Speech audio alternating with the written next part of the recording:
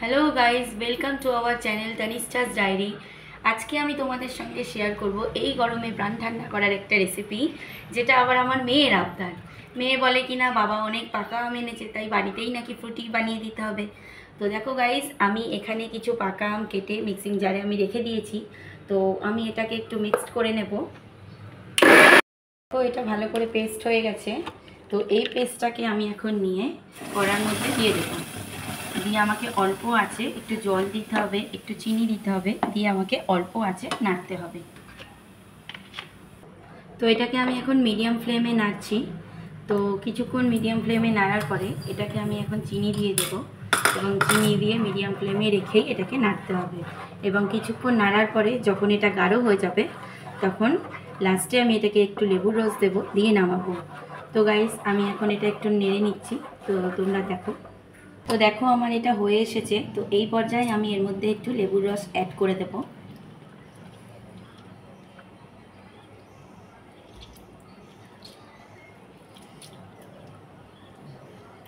তো লেবুর রসটা অ্যাড করে দিয়ে আমি এটাকে নেড়ে চেড়ে এটাকে আমি নামিয়ে ফেলবো। নেমে একটু ছেঁকে নেব, যাতে এর পাল্পগুলো না থাকে।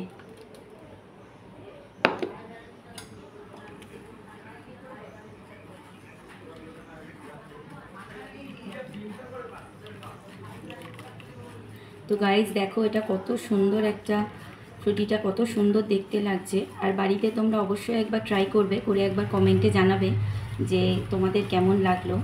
আর মিষ্টিটা অবশ্যই তোমরা তোমাদের মতো পরিমাণ মতো বুঝে মিষ্টিটা দেবে, তবে তোমরা টেস্টটা বুঝে অবশ্যই তোমরা বুঝতে পারবে। অবশ্যই এটা খুব টেস্টি হবে এবং বাচ্চাদের এটা খুবই ভালো লাগবে।